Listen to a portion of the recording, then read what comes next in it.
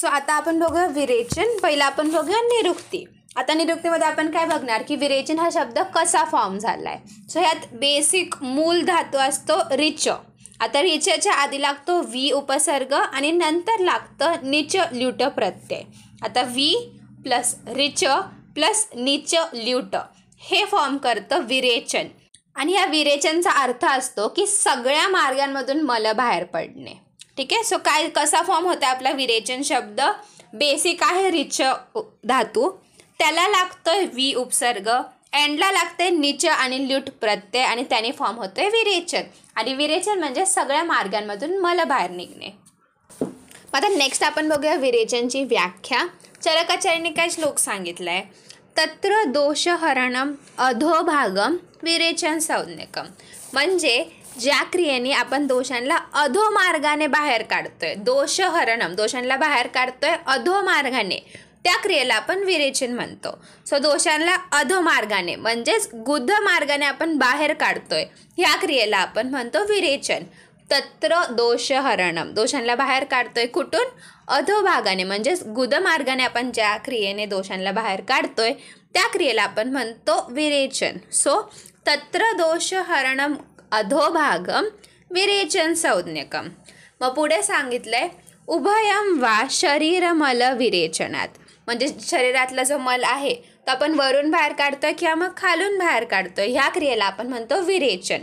म्हणजेच बाकीचे जे आपण म्हणतो शिरोविरेचन, ऊर्ध्व विरेचन, ह्याचा अर्थ काय असतो की दुसऱ्या ऊर्ध्व मार्गातून किंवा अधो मार्गातून शरीराच्या मलाला बाहेर काढणे, त्याला पण आपण विरेचन म्हणतो. ठीक आहे. म्हणजे विरेचन आपण दोन गोष्टींना म्हणतो. बेसिक की अधो मार्गाने बाहेर काढणं, ह्याला आपण विरेचन म्हणतोच. पण ऊर्ध्व मार्गाने किंवा अधो मार्गाने बाहेर काढलं तरी आपण त्याला विरेचनच म्हणतो. सो काय होतं आपला श्लोक. तत्र दोषहरणम अधोभागम विरेचन संज्ञकम. उभयम वा शरीरमल विरेचनात. दोन्ही मार्गाने आपण जर शरीरमल काढला विरेचन संज्ञाम लभते. म्हणजे त्याला पण आपण विरेचनच म्हणतो. उभयम वा शरीरमल विरेचनात विरेचन संज्ञाम लभते हे सांगितलंय चरकाचार्याने. एकदा लास्ट टाइम परत एकदा श्लोक बघूया आपण. तत्र दोषहरणम अधोभागम विरेचन संज्ञकम. उभयम वा शरीरमल विरेचनात विरेचन संज्ञाम लभते. मग आता नेक्स्ट बघूया विरेचनची प्रशस्ती आणि कार्मुकत्व. आता आपण जेव्हा अष्टांग हृदय शिकत होतो तेव्हा आपण पाहिलेला एक श्लोक आता मला आठवेल की शरीरजानाम दोषानाम. शरीरातले जे आपले बेसिक 3 दोष आहेत वात पित्त कफ, क्रमेण परम औषधम, त्यांचं परम औषध ह्या सिक्वेन्समध्ये सांगितलं आहे. बस्ती विरेको वमनम. बस्ती वातासाठी, विरेचन पित्तासाठी, वमन कफासाठी, हे शोधनासाठी. तथा तैलम घृतम मधु, हे शमनासाठी. हे त्यांचे परम औषध सांगितलेत वात पित्त कफाचे. ठीक आहे. काय सांगितलं आहे.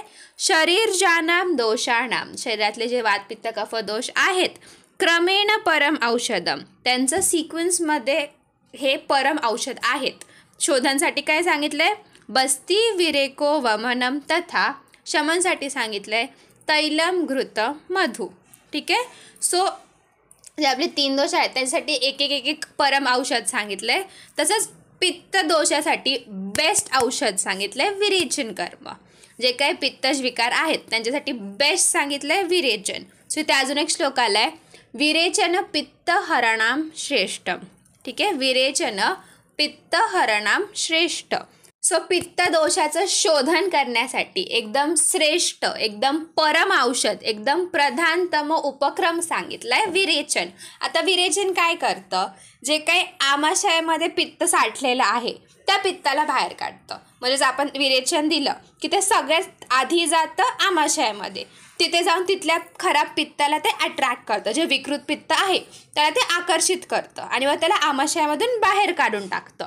आणि आपण आमाशयातून बाहेर काढून टाकलं ना खराब झालेलं पित्त, मग आपोआप ज्या ज्या दुसऱ्या बॉडी पार्ट्समध्ये खराब पित्त होतं किंवा त्याच्यामुळे पित्तविकार झाले होते ते पण सगळे पित्तज विकार आपोआप नॉर्मल होऊन जातात, त्यांचा उपशमन होऊन जातो. आता कसं म्हणतो आपण एका घरात जर आग लागली आहे पण जर आपण आग कंट्रोलमध्ये आणली की हळूहळू घर पण थंड होऊन जातं, नॉर्मलला येतं.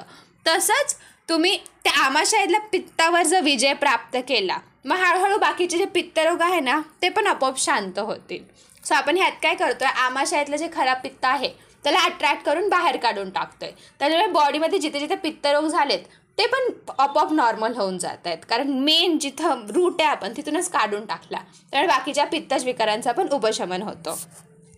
आता आपण सांगितलं की पित्तासाठी बेस्ट इज विरेचन. पण जर कधी असं असेल की पित्तासोबत कफसुद्धा इन्व्हॉल्वड आहे, म्हणजे जर पित्तस्थानामध्ये कफ असेल किंवा कफस्थानामध्ये पित्त असेल तर अशा केसमध्ये सुद्धा आपण विरेचन करू शकतो. म्हणजेच काय बोललं आपण की जर पित्तासोबत कफ असेल तर आपण विरेचन करू शकतो. ऑल्सो जर वातदोष असेल तरी सुद्धा आपण मृदू विरेचन करू शकतो. म्हणजे वातदोषासाठी कुठे कुठे चिकित्सा सांगितली आहे. फॉर एक्झाम्पल वातरक्तमध्ये चिकित्सा सांगितली आहे की स्नेहन, स्वेदन आणि मृदू विरेचन करा. सो वातदोषामध्ये पण आपण विरेचन करतो. सो आता आपण कफामध्ये बघितलं, वातामध्ये बघितलं. आता रक्तधातूचा काय सीन आहे. आता आपल्याला हे माहिती आहे की पित्त आणि रक्त हे आश्रय भाव आहेत. सो जर रक्तप्रदोषाची काही व्याधी असेल त्याच्यामध्ये पण विरेचन श्रेष्ठ सांगितलंय, कारण पित्तासाठी श्रेष्ठ आहे आणि पित्ताचाच आश्रय काय असतं, रक्त. सो रक्तासाठी पण विरेचन श्रेष्ठ सांगितलंय. ठीक आहे. सो रक्त व स्रोतसाचा काही व्याधी असेल तर विरेचन करायचं. मग आता नेक्स्ट सांगितलेत विरेचनचे फायदे. जर तुम्ही नीट विरेचन केलं तर काय काय लाभ भेटू शकतो. पहिलं सांगितलंय मलापहम, दॅट इज शरीरातला जो काही मल आहे त्याचं शोधन करतं विरेचन. सो मलापहम शरीरातला सगळा मल बाहेर काढून टाकतं. रोगहरम, जो काही रोग झालेला असेल त्या रोगाचं हरण करतो, त्या रोगाला दूर करतो. सो मलापहम रोगहरम. बलवर्ण प्रसादनम, बल वाढतं बॉडीचं, आपल्या वर्णाचं प्रसादन होतं. सो मलापहम रोगहरम बलवर्ण प्रसादनम. नेक्स्ट सांगितलंय पित्वा संशोधनम, दॅट इज पित्ताचं संशोधन होतं. जे काही दूषित पित्त होतं त्याला शोधन करून बॉडीमधून बाहेर काढलं जातं. सो पित्वा संशोधनम सम्यक आयुष्या युज्यते चिरम. आता आपण हेल्दी झालो आहे, आपला रोग दूर झाला आहे, सो आपलं आयुष्य वाढणार. सो चिरकारी होतं आपण, म्हणजे आपलं आयुष्य वाढतं. सो काय सांगितलं आहे मलापहम, दॅट इज शरीरातील मलाचं शोधन होतं. रोगहरम, जे काही रोग झाला होता त्याचं हरण होतं. बलवर्ण प्रसादनम, बल वाढतं, आपल्या वर्णाचं प्रसादन होतं. पित्वा संशोधनम, पित्ताचं संशोधन केल्याने सम्यक आयुष्या युज्यते चिरम, आपलं आयुष्य वाढतं, कारण आपण हेल्दी होतो. जे काही दोष होते आपल्या, जे काही रोग झाला होता तो दूर होतो, त्यामुळे आपण हेल्दी होतो, त्यामुळे आपलं आयुष्य वाढतं. मग आता नेक्स्ट सांगितलं आहे की असं एखादं जर पेशंट असेल ज्याच्या बॉडीमध्ये कफ, पित्त, रक्त, मल खूप जास्त आहे, ऑल्सो हे सगळे वायूनी पण युक्त आहे, म्हणजे सगळेच दोष खराब आहेत, सगळं रक्त खराब आहे, मल पण खूप जास्त आहे. सो अशा पेशंटमध्ये आपण लंघन देतो. आपण हे लंघन कशाने देतो, विरेचननी लंघन द्यायचं. ह्याने सगळे दोष बाहेर निघतात, सगळे मल बाहेर निघतात, मलाचं शोधन होतं, दोषांचं शोधन होतं. सो आपण अशा पेशंटमध्ये विरेचनाने आपण लंघन देतो.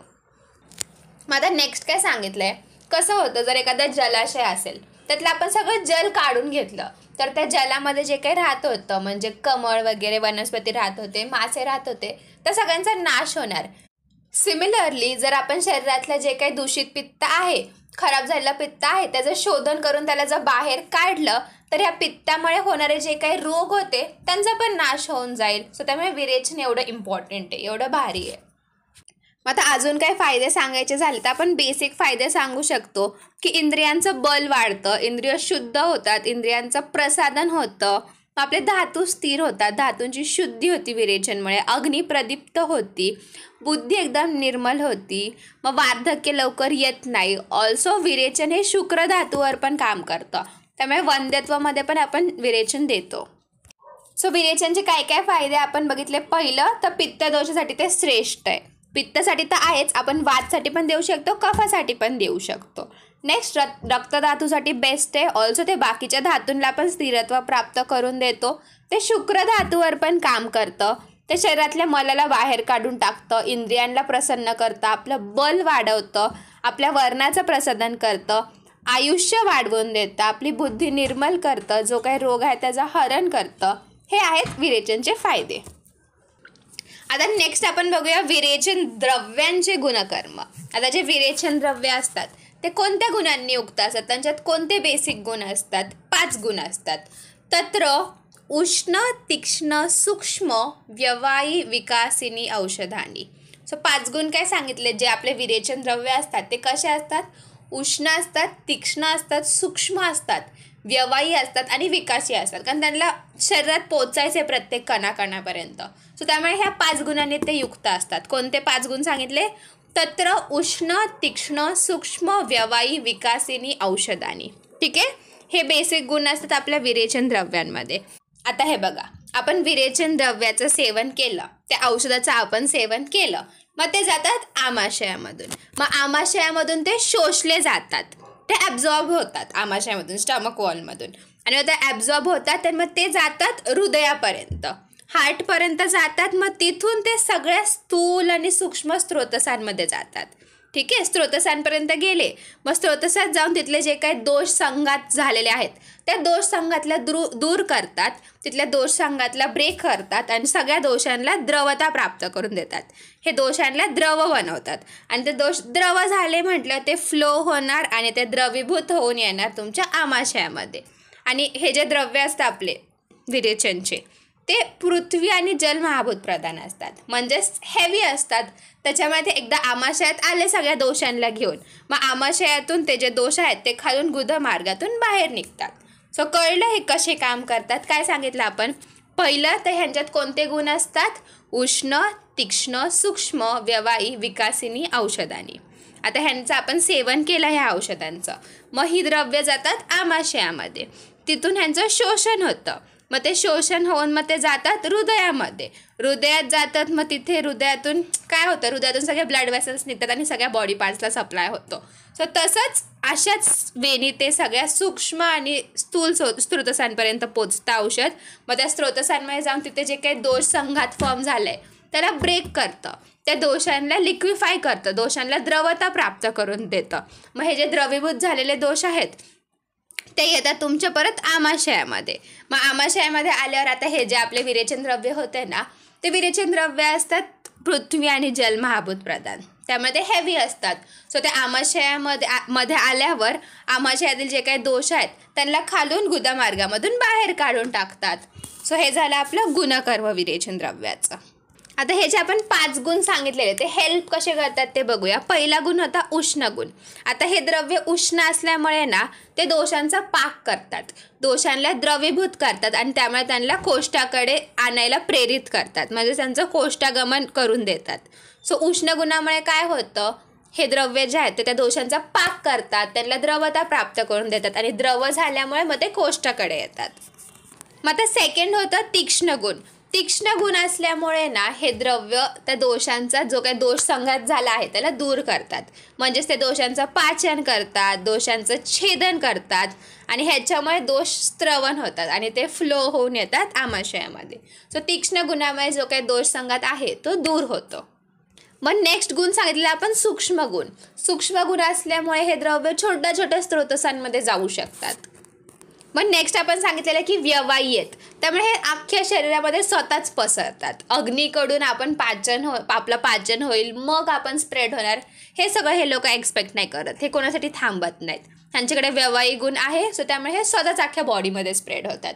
ना की ते आता थांबतील की ठीक आहे आता अग्नी प्रदीप्त होईल, मग अग्नी आपलं पाचन करेल, मग आपण आहार रसासोबत मिक्स होणार अँड ऑल, हे सगळं नाही. त्यांच्याकडे व्यवायी गुण आहे ज्याच्यामुळे ते स्वतःच अख्ख्या बॉडीमध्ये पसरतात.